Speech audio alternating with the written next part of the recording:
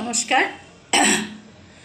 আমার আজকের রেসিপি এখন আমি রান্না করব। আজকে শনিবার, তাই কাঁঠালের ইঁচড়, নিরামিষ ইঁচড় রান্না করব। আর মুগের ডাল আর একটু চাটনি করব। ব্যাস, আজকে এই পর্যন্তই করব।